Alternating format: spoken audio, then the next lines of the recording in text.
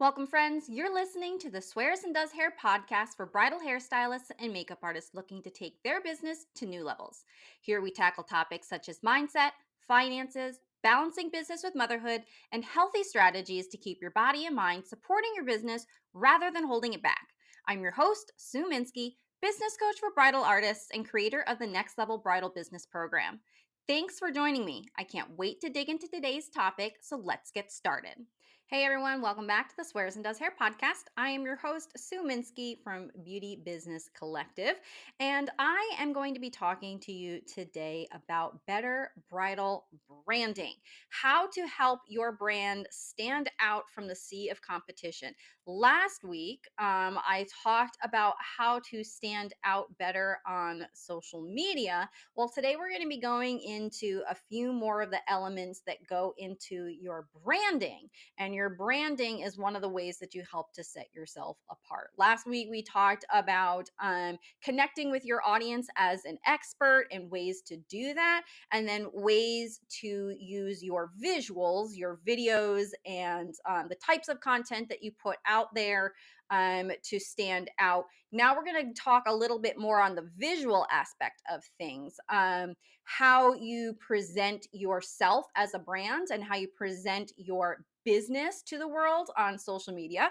So branding is not necessarily just like your fonts and your colors and your logo and all those kinds of things. So we're going to be talking about a little bit more of your brand values and who you are and how you are appealing to who your dream bride is. So that's what we're going to be talking about and what the difference is between what I discussed in last week's podcast episode versus what I'm going to be talking about today. So I have two different courses on these topics. So Visibility Factor is my social media course. It specifically teaches you how to optimize your Instagram marketing so that you can become more visible, but also connect with your audience and improve your chances of booking more dream brides versus just online popularity. Okay. And then I have another mini course called Unique as Fuck, and it is all about diving deep into who your dream bride is and building a brand that helps to reach out and attract to them. So that's kind of like the topics between last week's episode, which would be more in alignment with what I teach you inside of Visibility Factor.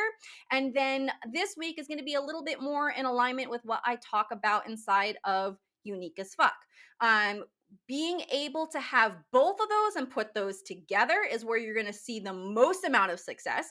And it is two pieces of the puzzle that I go in depth inside of Next Level Bridal Business. So that's my full course. It's available to enroll at any time. You can always go to the link in the show notes of wherever you're listening or watching today's episode, and you can find out more about the full business course. That's going to teach you like all of the strategies, how to save time on all of your admin, how to be more organized, how to manage your money, how to build a fantastic website, how to communicate more effectively, how to set your prices, like the whole shebang. And then I have little pieces of the puzzle that I've popped out of the course content and then done mini courses on. So that's Visibility Factor and Unique as Fuck. So those pieces of information are still part of Next Level Bridal Business. And in fact, the entire branding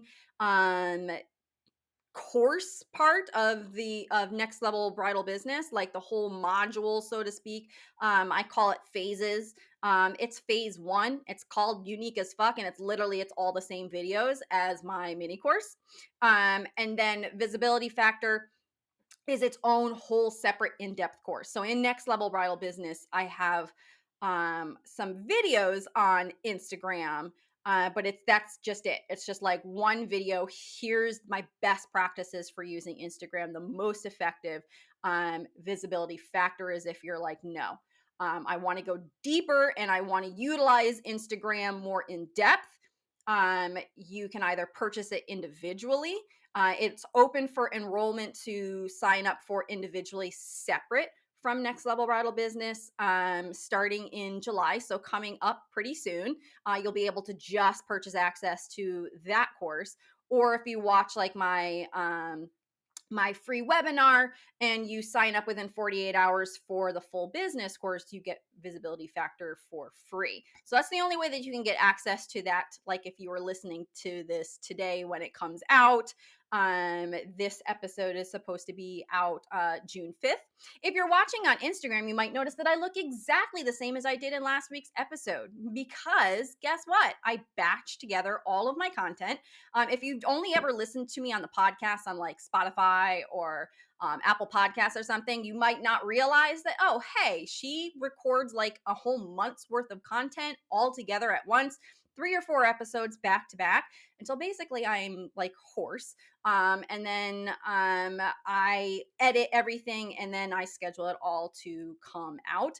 That's how I do everything. I do everything batch content because the whole um I don't know, the whole thing behind my courses and my coaching and everything is to teach you how to manage your time more effectively. I travel a lot and I run 3 different businesses. So I work one on one with clients doing hair and makeup for portrait sessions. Now, I don't do weddings anymore because I like my weekends with my kids before they go off to college.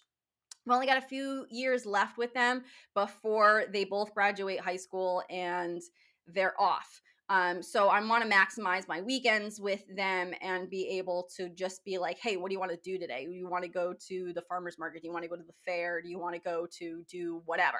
So I manage my time and I balance being a full-time businesswoman, mom, and educator. Okay. And so if you're watching these YouTube videos and you're like, she looks the same. She's obviously filming this all on here, but she's talking about like, oh, it's a week later or whatever. All right. You know what? I'm literally living what I teach right now and showing you can manage and you can balance all of it. Here are some of the tactics and some of the techniques. So since my YouTube channel is coming out kind of new, and you're going to be seeing some more of the behind the scenes stuff and seeing what I look like when I go ahead and I produce some of this content. Today, I decided I was just going to put on some minimal makeup and I didn't even bother doing my hair. Other days, I will not be wearing makeup when I'm recording these podcast episodes and putting out the accompanying YouTube video.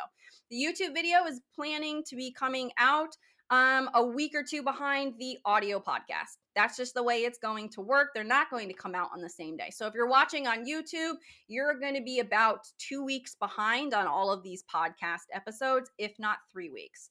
Okay, that's just the way that it is, so that I'm spacing my content out. It's part of my marketing strategy. If you're interested in how I do that and why I do it that way, feel free to shoot me a DM on Instagram at Beauty Biz Collective. I'm happy to explain it to you. Or if you're interested and you really just want me to kind of like do a podcast episode or do a separate YouTube only exclusive video, let me know in the comments. Tell me these kinds of things. Getting feedback from you guys is super helpful. But I'm living what I preach and I'm batching together my content so that I can manage my time more effectively, so that I can um, be busy working with clients, running my business. I also do spray tanning as well. And I do about 10 to 15 clients a week in my spray tanning business, on top of like parenting and just being like a good spouse to my husband for the last 18 years. So, managing all of these kinds of things, it's absolutely possible. So, just wanted to kind of do a little side note on that. But let's get back to the branding side of things. But I'll use, again, if you're watching this in the video, you'll see that I'm wearing a white shirt. Pretty much, if you go through almost all of my reels on Instagram, you can start to notice, again, I batch stuff and I'm pretty much always wearing a white shirt or something light pink. They are part of my business branding, so that when I post things, everything is going to flow together and be visually cohesive. So that's a lot of what I wanted to talk about today. So I kind of wanted to bring attention to something. If you hadn't spotted it and if you hadn't noticed it before, I want you to kind of start paying attention to these little types of things. because I want you to see how effective it can be.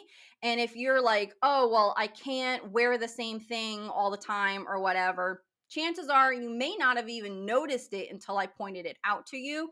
Your audience probably isn't going to notice it either as well, and if they are, they're not going to somehow see you as less of an authority or less successful or less knowledgeable, because you're wearing the same shirt.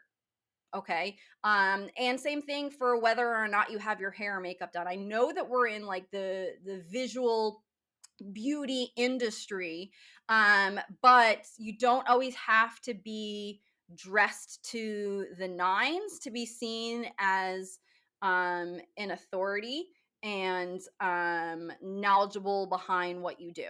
We're going to talk about more about your physical appearance later on in this week's episode, when we get to like tip 3, is where we talk about that. But I just want to kind of plant the seeds now early on in the episode so that you can think about stuff as we're talking about it.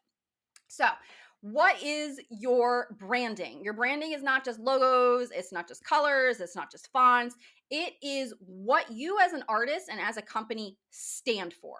Okay, that is your brand. It is who do you serve and why? What are your brand values? Okay, what do you bring to the table? That's your USP, your unique selling proposition, but it's a part of your brand. So before you can even make any of these decisions and start putting together a cohesive brand, you need to understand who the hell are you even trying to reach? Who are you trying to attract? Who is your dream bride? So that is like the whole focus of my mini course, Unique as Fuck. Understanding who your dream bride is and building a brand that speaks to her. So what's included? What are some of my tips for that? Is understanding first and foremost what appeals to her visually, because we are an industry that focuses on beauty and physical transformation. Okay, what kind of makeup does she like? What kind of hair does she like? What kind of dress does she wear? What type of accessories are going to appeal to her? It's not just whatever is popular and trendy right now. Okay, yes, in the beauty industry, we're seen as more of the trend setters. Okay, but we still have to understand, well, who is my target market? Are they influenced by trends, and which trends are going to appeal to them? So, in my particular case, I like to give a lot of examples from my 16-year career and how this applies. So, my target market for the last 16 years has been women in the Northern Virginia, DC area. And women in this area tend to not get married until around almost 30 years old. What's going to appeal to a 30-year-old woman is not going to be the same thing that appeals to a 23-year-old. Whereas somewhere, if you're like maybe further in the South, maybe out in Texas or Mississippi, Alabama, or South Carolina, or any of those places, Georgia, those places, they tend to have slightly younger brides. The closer you get to a major metropolitan city, the higher the age range of the average first time bride is. So you have to understand your demographic. Who are you speaking to in your local area? Who is the concentration there? And then understanding, are you trying to speak to the people that are the majority in your area, or are you trying to speak to a niche or a minority in your area? I could still try and target the 24-year-old brides getting married in the Northern Virginia, DC area. There are people who are younger who are getting married in this area. It is not the majority. So I have to understand, well, how do I have to shift my marketing message to speak to the people who are my specific niche in my demographic? Okay.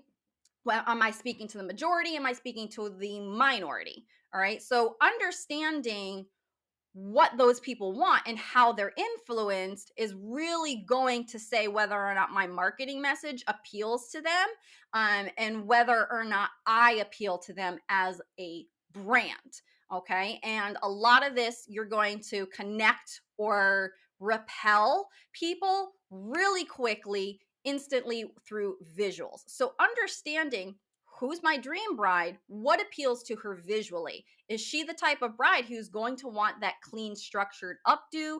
Is she going to want more of the messy boho kind of look? Is she a professional who barely wears makeup every single day and she wants just a clean, polished version of herself?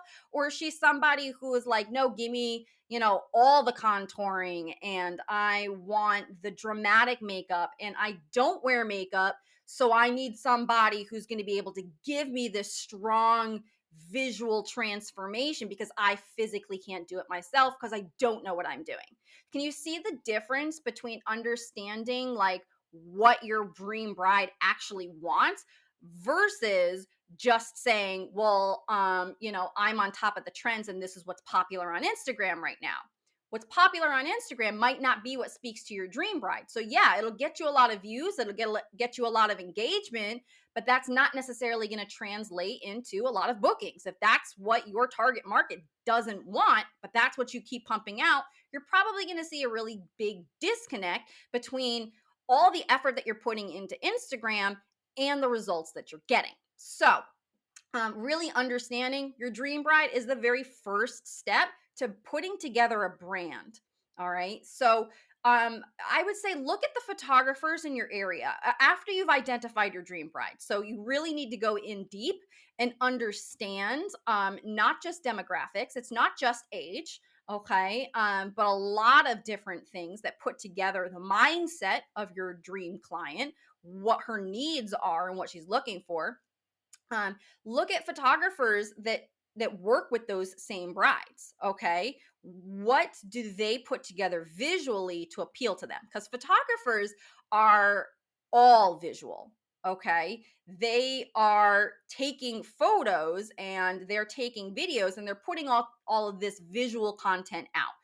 They provide visual results. So that's a lot of their marketing. So you can kind of take a look at what they put together and use that as a baseline for understanding what's visually going to appeal to your brides in general for branding.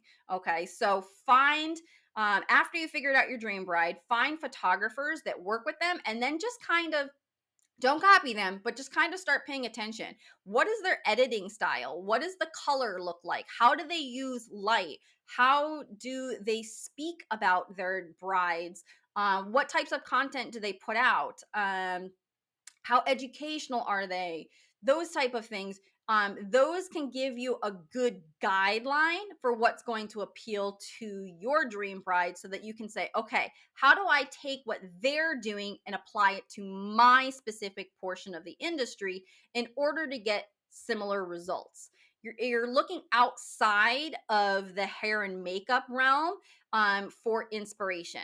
I would say stop looking at other hairstylists and makeup artists. Really stop trying to copy what they're doing because all you're going to end up doing is blending yourself in versus standing out. Don't take your inspiration from within our field. I know that seems counterintuitive, but really look to photographers, videographers, venues, other vendors that are working with the people that you want to work with and use them as a baseline for inspiration for how you want to visually represent yourself. All right. Because then you're going to start attracting the same people. Your content that you're putting out is visually going to align with theirs. And so when they share or your content gets in front of their audience, it's already automatically in alignment. And you're now going to get higher quality leads and inquiries because things are in alignment versus you're just trying to be in alignment with the rest of your industry, with the rest of the hairstylists or the rest of the makeup artists in your area, and then you're just blending in. You just look like everybody else. There's nothing about you that's special, that speaks to anybody individually. There's nothing that stands out, and you have to work that much harder when people inquire with you because they're inquiring with all the other people that are the same. Okay, so again, like if you listen to last week's episode, I talked a lot about how you're just going to end up competing on price because you're not giving them anything else. This is where you're bringing in the brand visuals a little bit more in depth. But you really have to understand, well, what's going to appeal to them, not just what's trendy. The second piece of your branding is your values. Okay, so I said that at the beginning, but what does that really mean? It means, what do you stand for as an artist or as a company? What is important to you that you are going to be able to pull in clients that's important to them as well? And this speaks to understanding um, our intrinsic motivation as artists. Okay, so again, this is a thing that I really go in depth inside of Unique as Fuck, is really helping you with the subconscious and the understanding of you as an artist, you as a business. What does your company stand for? What do you bring to the table that's unique? And then you start attracting the brides who are in alignment with that. So what do you stand for? Do you stand for like sustainable brands and sustainable packaging? Is that something that's really important to you? Look to your values as a person. What is important to you that you can bring into your business branding? All right. You may have a kit that's like 90% vegan products because that's something that's important to you. Um, that's not something that a lot of makeup artists really talk about other than like influencers. Influencers will talk about, cruelty free brands and vegan brands and things like that. So, as consumers, they're looking for this information. They want to know what brands are vegan, what brands are cruelty free. Yes, they've got those brands, but they're not necessarily attached to a makeup artist or a hairstylist brand that is representing those same values. And they just have to, interview people and ask them questions and be like, well, what brands do you use? If you're getting questions like that, this is a great opportunity to talk about the brands that you use and how, they might be sustainable or they are vegan or you have a significant portion of your kit with vegan brands or cruelty brands, so that when somebody comes to you and says, "Hey, I'm vegan," or "I only use cruelty-free brands," what do you use? A lot of times that's the information that they're looking for. They want to see, is your brand in alignment with their values? And that's going to be a big deciding factor. Okay, so talk about those kinds of things. Let people know, yeah, if you are looking for vegan products, I can accommodate that. I can help you with that.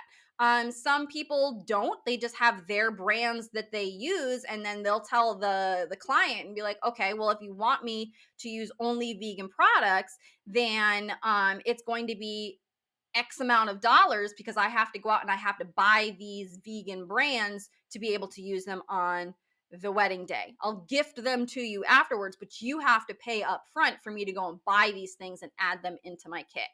As a client, I'd be like, that is just way too much of a hassle. I'm just going to look for somebody who already has these. And so the only way that I know how to do that is to ask everybody, what brands do you use, and make sure that it checks those boxes for me.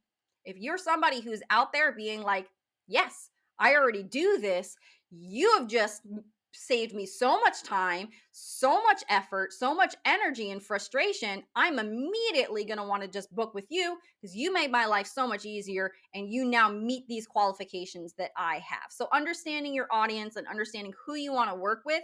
If you have a bunch of vegan brands in there already, girl, advertise that shit. Let people know, and then it can become a part of helping you stand out from all these other people. And you're literally not doing anything different than what you're already doing. You're already using these brands. You're not hopping on a trend. There's probably a reason why you chose these brands, because because they're vegan or because they're cruelty free or because they work so well. You're just saying, hey, this is why I chose these things. And if these are the things that you're looking for as well, I can help you with that. Okay. Um, are you the kind of person who focuses a lot on inclusion?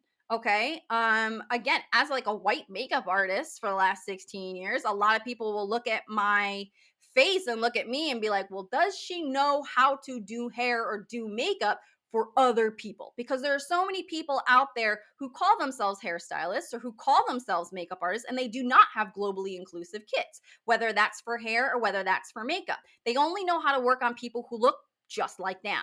And so if I didn't have a portfolio or if I didn't have a brand that represented that, yes, I have a globally inclusive kit. I know how to do hair and makeup for every ethnicity, whether that is the darkest of skins or, the different textures of hairstyle or hair, curl patterns and density and colors and all of these kinds of things.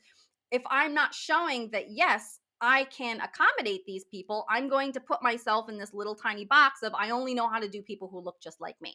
So you can use your brand visuals and you can use the way you speak about how you interact with clients to help assure the people that don't look like you that, yes, you are somebody who is capable rather than coming out and just complaining. I think it's just a big problem on social media these days is everybody just kind of likes to get really popular making fun of clients. And guess who shares that shit? It's not clients, it's other hairstylists and other makeup artists. They're not booking you, they already know how to do their own hair and makeup. Everybody's looking for clients. So, what do clients want? What do clients need to hear? They need to hear that they are included. They want to be able to feel like, yes, you are capable, and you have to both visually showcase that and verbalize it. You have to talk about it. You have to tell people what's important to you as a brand. And if you are somebody who is very big on inclusion, you need to speak about that. Okay.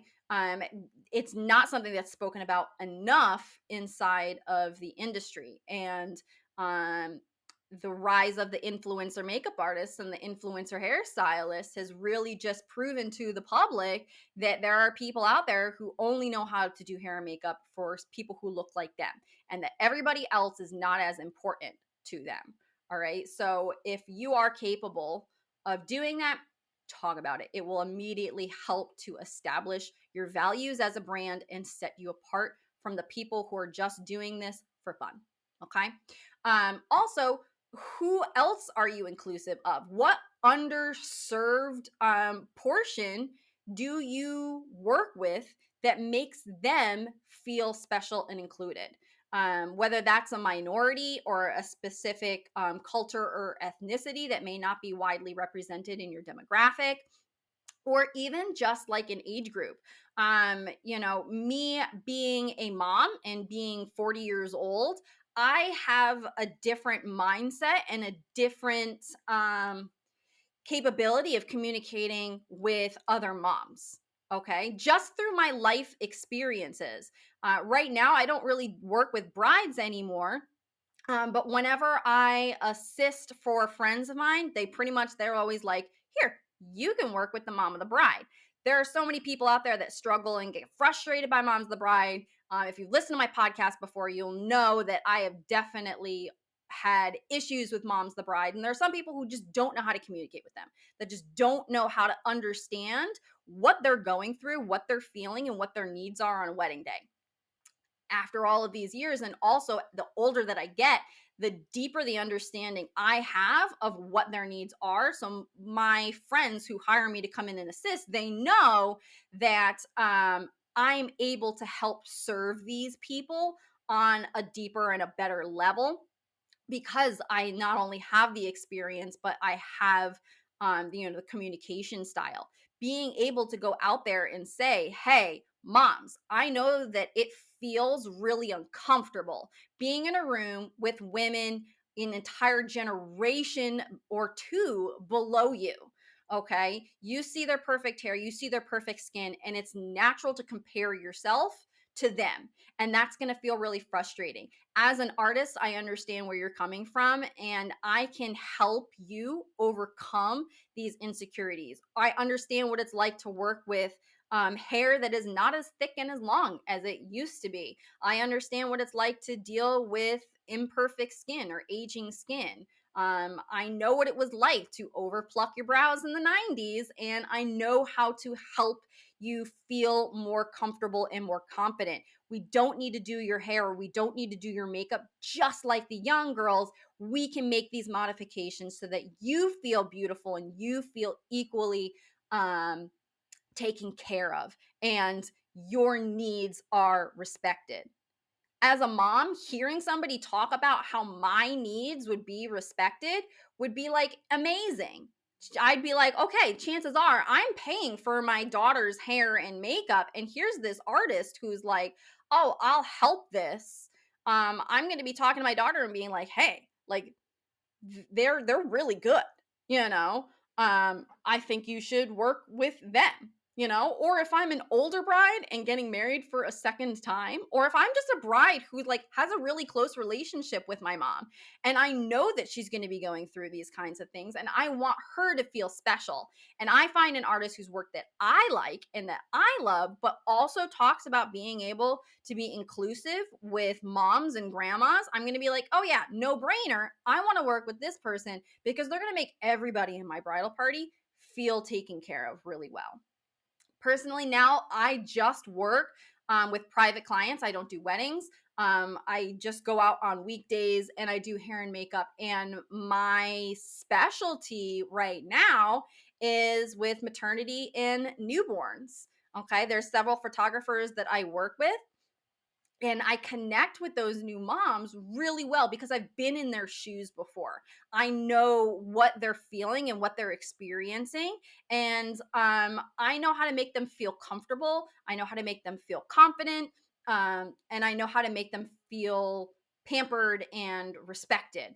All right. And so when I'm talking and I'm posting on my social media content, I'm talking about, hey, I know what it's like to be a new mom. Right now, the last thing on your mind is your hair and your makeup. You still want to look beautiful. You're spending all this money on getting these photos taken. Um, and it's the last thing that you want to have to deal with. That's where I come in.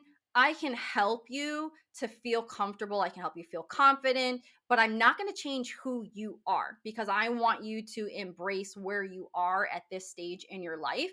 You know, especially like women who are, you know, pregnant and now suddenly they're 30, 40, 50, 60 pounds heavier than they were.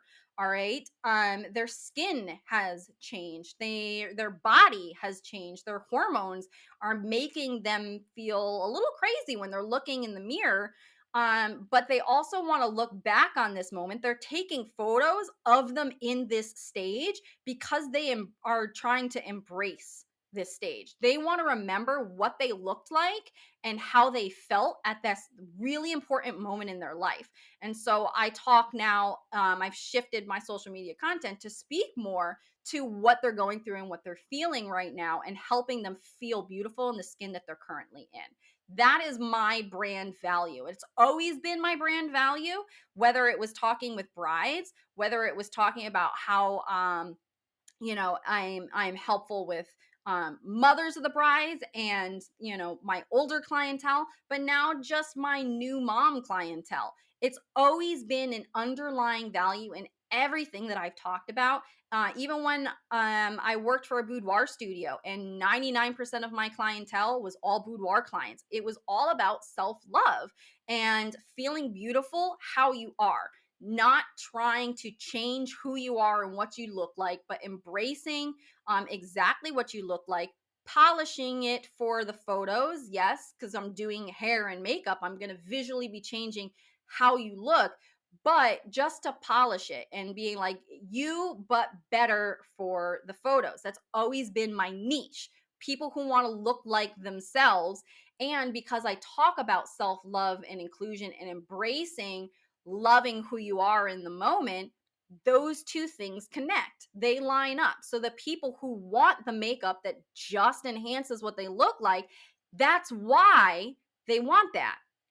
They want to feel beautiful how they look. They don't want to be told you're not good enough the way that you are. So we have to change your hair and we have to change your makeup to make you better, because who you are in the mirror beforehand isn't good enough. That's not the message I ever wanted to give with my artistry. I always wanted to be like, yeah, you are good just as you are. As God made you, this is who you are. You are beautiful.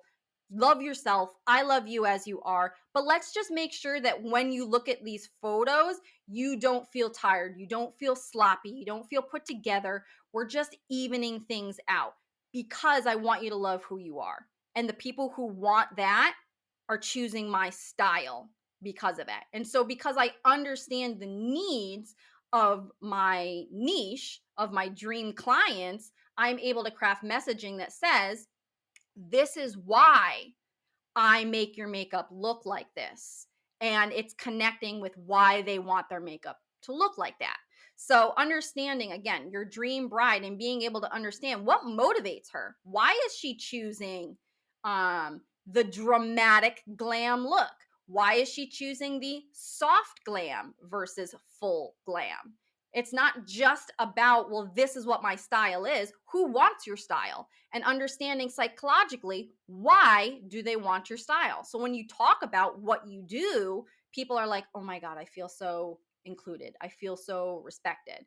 Because you could be an amazing makeup artist and you focus on full glam, but my clientele is going to see your work and just be like, oh, that is not for me. That is not what I want. And you might feel like, oh my God, but I'm such a good makeup artist. Yeah, you can be a fucking amazing makeup artist. But if what you're producing doesn't line up with what they want, they're never going to book you. And it has absolutely nothing to do with your artistic style or your artistic capability. It's your artistic style. It doesn't line up. And I think a lot of people miss out and they miss the mark, and their marketing becomes so ineffective because they're just trying to be like, but I'm good at what I do. Yeah, you're good at what you do for these people. You're just not speaking to those people. So, really understand what are your values and why you create the looks that you create. What are the benefits to that? What are the benefits of choosing you for those people? And then when it comes to like writing captions and speaking and creating reels and educational content or doing behind the scenes, all of these things are all falling into alignment. They all speak to and build who you are as a brand in your audience's mind and makes them feel deeper and deeper and more connected to you. So you can see why these are two huge pieces of the overall thing. You have to understand who you're speaking to. You have to get effective at communicating, speaking to those people. They're two different skills, but they go hand in hand. If you're missing one, the other one is not going to do as well. You might know exactly who you want to speak to, but if you don't know how to communicate and market to them, you're not going to be as effective. Or if you're really good at communicating and marketing and getting visible, but you don't know who you're speaking to, again, you're only getting of half of the equation done. All right. So the third piece of advice that I want to put together, and is what I kind of talked about at the very beginning, is how do you present and how do you represent yourself visually as a brand? Is it cohesive? Okay. So I'll use again myself as an example. I've already spoken about what my viewpoint on beauty is, and self love and acceptance and loving the skin that you're in at all times. So, the people who are that message appeals to, that I am in alignment with, okay, are going to see how I visually represent myself and feel that my message is in alignment. If I were to sit there and filter the shit out of my face and be all beat to hell and contoured and whatever, and then try and talk about self-love and loving the skin that you're in and all of that kind of stuff, people will be like, but you don't even do yourself like that. So why should I believe you? Why should I trust that what you say and how you visually represent yourself are in alignment?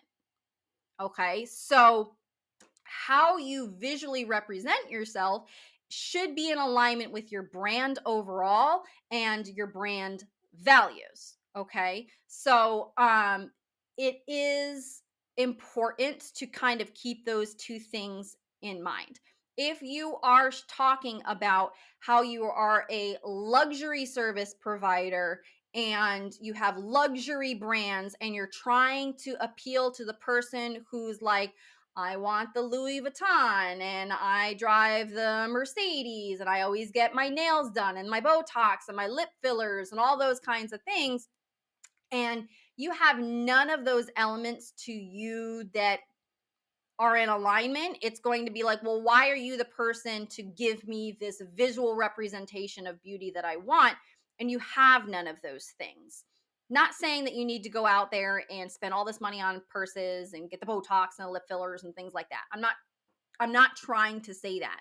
I'm trying to say, like, if you're speaking to those people, you should put yourself together more highly than somebody who is like, love the skin you're in, and more relaxed vibes. I can still speak to a luxury client because my clients are still absolutely luxury clients. Okay, I work with lawyers and politicians and people in the government, and people making hundreds of thousands of dollars a year who are paying hundreds of dollars for me to come to their house to make them look like they're not wearing makeup. Okay, their price point that they're shopping with is not the same thing as their branding, their visuals that they represent with, quote unquote, luxury. Okay, there's a luxury service of having somebody come to you and do all these kinds of things, and the value, the price tag that's associated with the luxury of having somebody come to you to do your makeup. Then there are people who value the visual things, like the expensive purses, the name brands, the luxury products, um, the Botox and the spray tans, and all of these physical representations of beauty services and things like that. Do you speak to the same crowd, and do you represent yourself? One of the things that I talk about in Next Level is, if you were to walk into that venue where that wedding is happening, would you be stopped at the door and have them be like, who the hell are you? And you don't look like you belong here. If you're walking into the background of somebody's photos, you better look like you belong there. Okay, so if you are going in and you are representing yourself to this high ticket visual quality, you better dress the part. You should not be showing up in workout gear. You should be putting on like a blazer. Okay, you should be wearing you should have your nails done. I'm not saying that you need to like go out and spend all of this money and get all these physical things changed about you. I'm talking about looking really polished. Okay, your hair should be styled. You should be wearing some makeup. Your nails should be clean. I mean, just in general, your nails, and you should look put together and not like you just rolled out of bed. But there's going to be a different expectation of what you look like as a beauty professional, targeting the people who like I said, like the Botox and the extensions and the spray tans and the all those kinds of things. They're going to look for a visual representation of what they value in you in some way. So, getting your nails done. It's not just keeping your nails clean, getting your nails done. Okay. Having a well branded, put together kit. If they're the kind of people who are like, ooh, you have the new Chanel blush, or I expect all Charlotte Tilbury in your kit, or whatever, like they're name whores, all right, for different brands, then you better have some stuff that's still in the original packaging, because those are the kinds of things that they're attracted to. There are people who are just like, I want you to use this brand, okay? And if that's the people that you want to speak to, then go ahead. That's fine. There's nothing wrong with that. But you have to visually represent that you're speaking to that person. It has to just be in alignment. Okay. There's a difference between being comfortable and being who you are and authentic, and being sloppy. Okay, so you don't have to go out there and be like, well, she's telling me I have to go get lash extensions and spray tans and fillers and Botox and all that kind of stuff if I'm going to speak to a luxury client. No, that's not what I'm saying at all. It could be as simple as, your nails are always painted, your hair is styled, you have some makeup on, you're wearing a blazer versus showing up in jeans and a ripped, t-shirt kind of thing. Like you can still be put together, but just like if you are walking into a Bloomingdale's, like all black is not necessarily what I'm talking about, but like all black in like a high-end store versus somebody just wearing all black working behind the counter at some like Macy's kind of thing. They're not going to necessarily dress the same. The cut of the clothes that they're going to wear aren't going to be the same. They're just going to have a more put together professional high-end appearance. So just make sure that how you're visually representing yourself is in alignment with the type of clientele and what they value. Okay. So that's what I'm saying. All right. You can absolutely still wear comfortable shoes. Like you don't have to suddenly be like, oh, well, I have to put on a blazer and slacks and heels and I have to be like all done up to the nines. No, you don't. But you should have invest in some higher quality fabrics and cuts of clothing and just higher quality stuff. Like you can mix the high low kind of thing. Like if you are familiar with fashion and things like that, like the concept of the high low, you might wear inexpensive basic brand t-shirt, but then you're putting like a Chanel blazer over the top, or whatever, a higher end, higher brand. You're mixing the high luxury pieces in so that your whole outfit isn't super expensive, but you have some higher quality things. Like, just if you're going to invest in targeting some of these higher end people, then you should look like you give a shit about your appearance, is what I'm trying to get to. Hopefully I haven't gone too far off topic on that, but that's just what I'm saying. Your branding should look like it's in alignment with the values of your client. That's my bottom line. So, final thoughts for this week's episode. Your branding, it should carry across all platforms, okay? If I were to sit there and look at your Facebook, your Instagram, your website, all of your online presence, your TikTok, if you use LinkedIn, all those kinds of things, do they accurately represent you as a cohesive brand?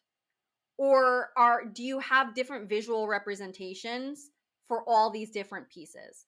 Like if your Instagram is all these bright colorful images, but then I go to your website and it's more like pastels and soft and light and airy, like that's not going to look like it's the same brand.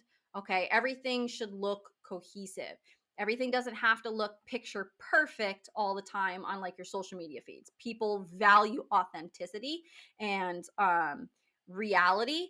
But if your branding is authentic, like again, like myself, like if I'm posting pictures, I'm representing myself authentically, and who I am authentically represents my brand values and therefore speaks to who my dream bride is. Automatically, everything's just all in alignment there. I can post a imperfect casual photo of myself, and how I accurately represent myself is in alignment with everything that I visually represent when it is a perfected thing. Okay, how I show up on a wedding day is the same as how I wear my clothes and show up for a brand photo shoot. Okay, I don't get all dressed up for a photo shoot and then show up on a wedding day or show up to a client's house and even though it's 6:30 in the morning and I've had to be up since 4:30 in the morning to get ready and then drive into DC and find parking and set up and all this kind of stuff, and it's super early, I'm not showing up in my pajamas with no makeup on and my hair all messy and being like, oh, self-love. Like, no, I'm still like putting myself together and things like that. I'm just not like doing the whole heavy contouring and all that kind of stuff. I'm not dressing the same as if I was speaking to somebody who values beauty differently, but it's all going to be in alignment. It's all going to look the same. How I show up for everything is the same. When I'm doing these videos, sometimes I'm not going to be wearing makeup and I'm just going to have like maybe a little concealer and lip gloss and maybe some mascara. And other times I'm going to put more of, a little bit more color. Like today I just have, foundation and concealer and some bronzer and stuff like that, and a little bit of blush to give myself color. But I've still just got like mascara and lip gloss, and I just like combed through my brows. Okay. Um, but it's still going to be all authentic in alignment. You're not going to suddenly see me like all super done up someday and be like, whoa, that's weird. That doesn't feel like it's in alignment. The craziest I'll get probably is like every once in a while I do love to wear like bright red lipstick or like a dark fuchsia lipstick when I'm feeling like feisty kind of things. But everything, how you always see me, is always going to be accurate. If you see me at a hair show or you see me at a makeup show, I might have lipstick on. But otherwise, I'm just always in alignment. I've trained myself that over the last 16 years, what you see is what you get. And I think that has really built a strong brand for myself and been one of the things why I'm so successful. And it's what I've carried over into my coaching business. Okay. It's that authenticity, the reality of it. Okay. There's nothing fake about me. I don't try and be something that I'm not. I just, what you see is what you get. And whether you are speaking to the same client as me or somebody completely different, if you are consistent and authentic throughout everything, it never feels like you're trying to be something that you're not. Okay. You can have all the hair and makeup done in the world. You can have all the Botox and extensions and lashes and fake tan and lip fillers and all that kind of thing. But if that's you, that's authentically you, then there's nothing fake about that. You may use beauty enhancements, but that doesn't make you fake. Like, I'm never going to be trashing somebody who like, that's how they feel beautiful. Just because that's not what I do doesn't make me any better or doesn't make them any better. I'm talking about authenticity, not using these things to become something that you're not. Like, if you want fillers, fuck it, go for it. Like, I want a boob job. I just can't afford it. So like there's just be you, but just be consistent. Just be authentic. Like my best friend Giselle, I use her as an example for branding all the time. And like if you take Unique as Fuck, or if you go through Next Level or whatever, or if you listen to some of my previous podcasts or webinars or whatever, I use her as an example all the time. She always tried to keep herself who she thought her brides wanted versus being authentic to her. She has like an undercut and a pixie, and it's all different colors all the time, and she wears really bold winged liner and bold lip colors or black lipstick or purple lipstick, and she wears big chunky earrings that are very goth, and she wears all black all the time. And she, for a long time in her career, she was trying to represent herself as something else, and it wasn't authentic, and there was a disconnect. And once I was with her and was like, hey, like, I really think you need to be more authentic in who you are and stop being so scared that people aren't going to like who you are. Because if you're representing yourself some other way, but then you show up on the wedding day and here you are all like gothed out, they're going to be like, oh, that's not what I was expecting. That's not who I was expecting. But when you're authentic in who you are and what you look like and what your values are, when you show up, people are going to be like, I feel like I already know you. This is an alignment. This is expected, and therefore it's more comfortable. It's not jarring. It's not unexpected. And she was used to this jarring kind of reaction to her looks or her personality from people because she was trying to represent herself as something that she wasn't. And now she's showing up more authentically, and she's like, people love me, and people love who I am, and I feel so much more comfortable, and I so much more connected to my clients. So it's not about what you look like. It's not about what brands you wear or how you dress or whatever. It's being authentically in alignment with who you are and finding the right clients who are in alignment with who you already are as a brand and as an artist, as a person. Okay. And then everything just flows. Everything just becomes so much easier, so much less forced and less stressful. So, one way is no better than the other. It's just your way, and being able to find your way and then build your message, build your brand, and then you will find the clients that are right for you.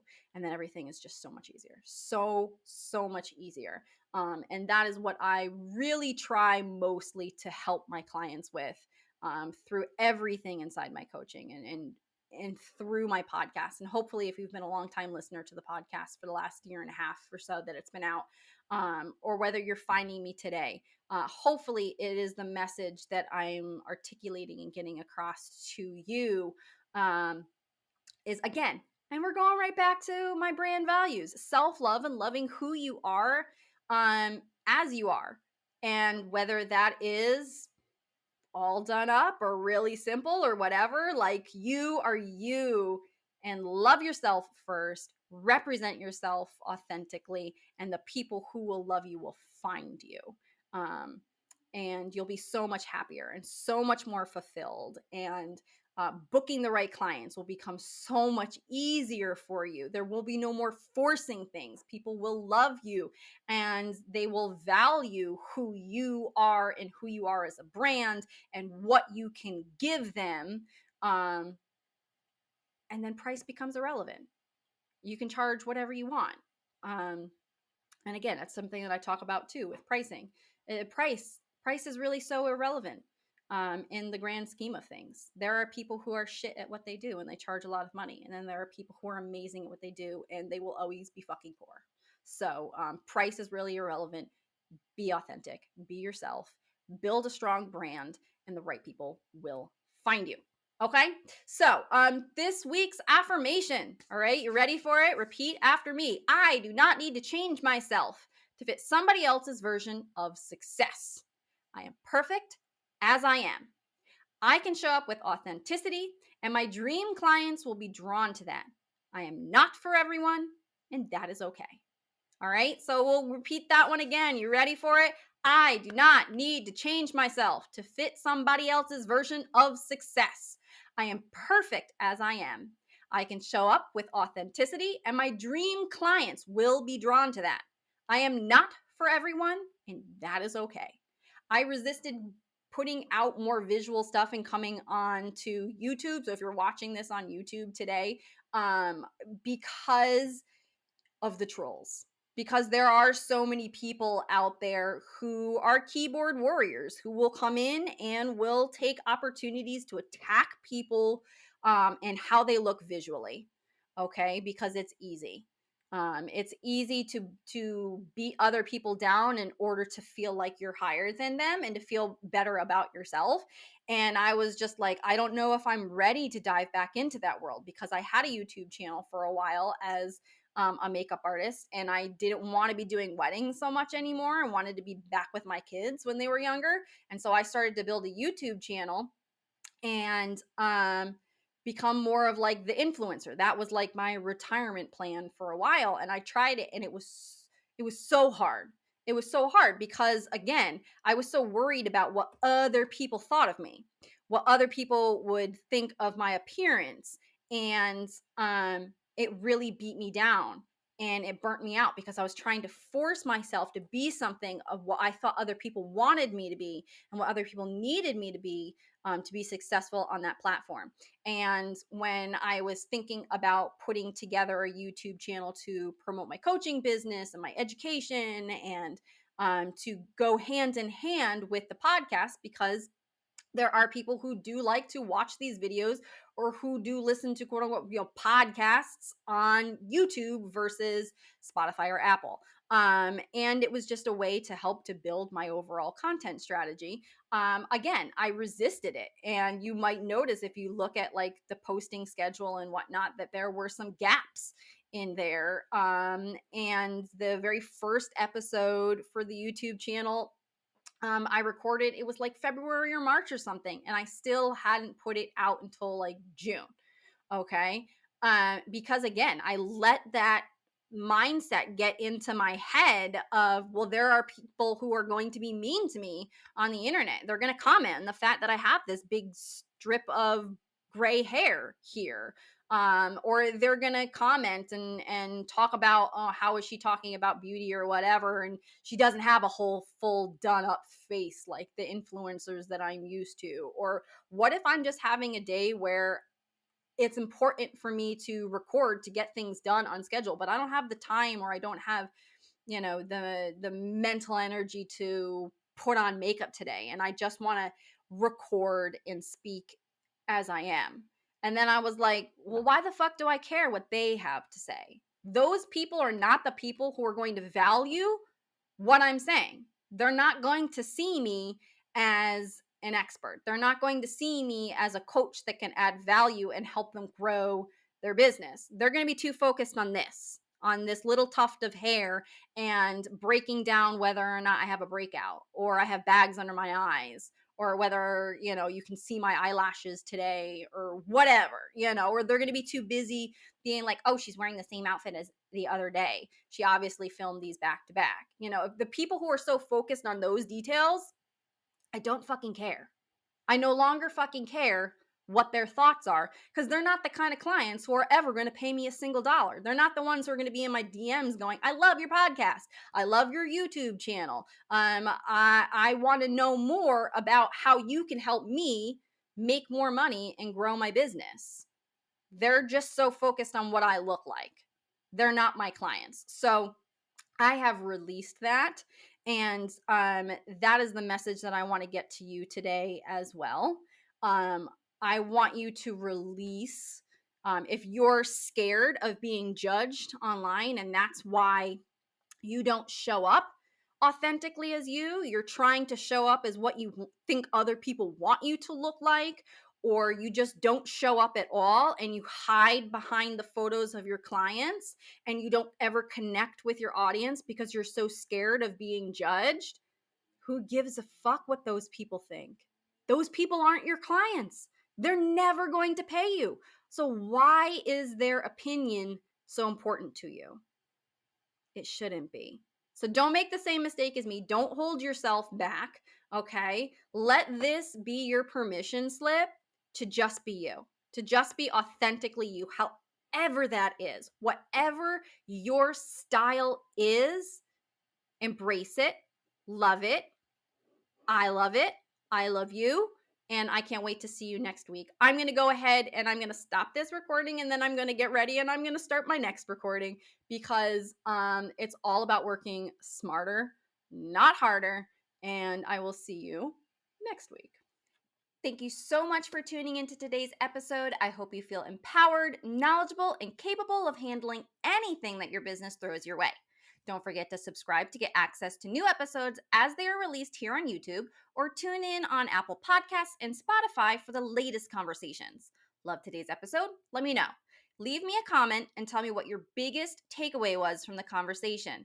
Have a request for a future topic or someone you'd like to hear me interview? Find me on Instagram at Beauty Biz Collective and drop me a DM. And if you're hungry for more actionable content to help you grow your bridal business, click the link in the description below this video to sign up for my free on-demand training to learn how to book better quality brides faster, easier, and with less stress. See you next time.